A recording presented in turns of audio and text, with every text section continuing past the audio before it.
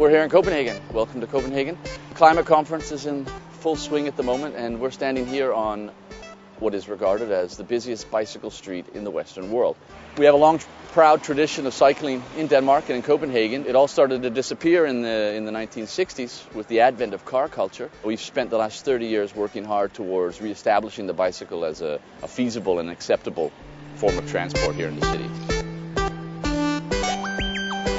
We can see here we're standing next to one of the city of Copenhagen's bicycle counters, and there's two reasons for implementing these bicycle counters in Copenhagen. One of them is that the data that is gathered here is transmitted to the city so they can track patterns, weather patterns, we get snowing, how many people are riding today or whatnot.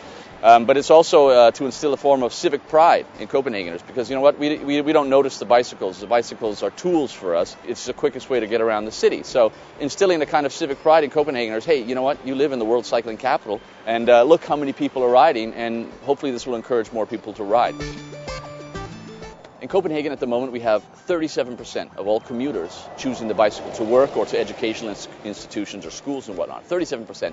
Actually, if you look at the number of all trips by bike to the supermarket, to the cinema, we're up to 55% in the city of Copenhagen. But we're actually working towards increasing these numbers. We want the number of commuters on bike up to 50% by 2015. We're going to take a ride around Copenhagen and see some of the infrastructural things that we're doing to encourage more people to cycle and to keep our cyclists safe. And this street here is called Nørrebrogade, North Bridge Street.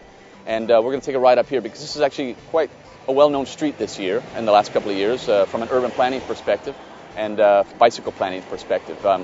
You can see we've, on this stretch, it's the busiest bicycle street in the Western world, 38,000 cyclists. But what we've done, first of all, is on some of the busy stretches here is we've doubled the bike lanes. We took another lane away from the cars, and we have a double bike lane here to accommodate the enormous amount of traffic. This is the first place in the world where we've created the green wave for cyclists. For 6 kilometers into the center of the city, all the traffic lights are coordinated for bikes.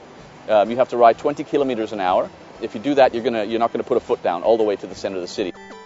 The evolution of our bicycle culture and our bicycle infrastructure it's always evolving. We're always working on improving safety, improving the mobility of the bicycles.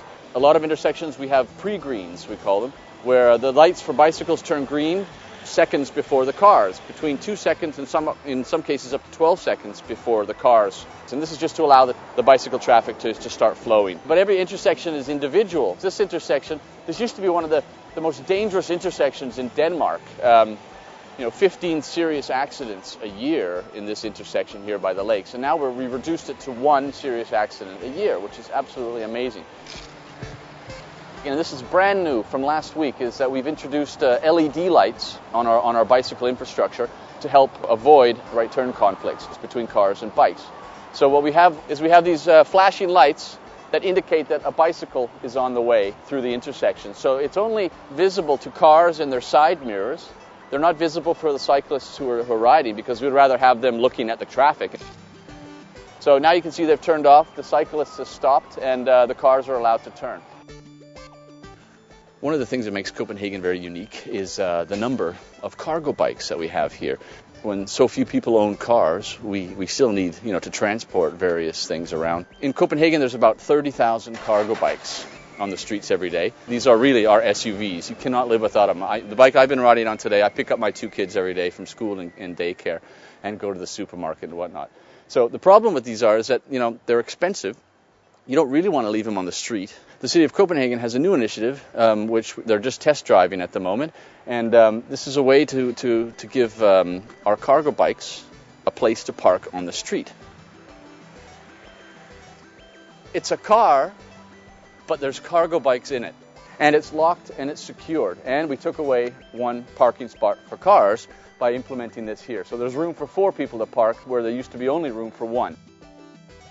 If you make the bicycle the quickest way to get around the city for the citizens, with separated bicycle infrastructure, with lots of initiatives for the bicycle, you're going to get everybody and their dog to do it. And they're going to do their bit for the environment and for reducing pollution in the city and all the good things and for the public health.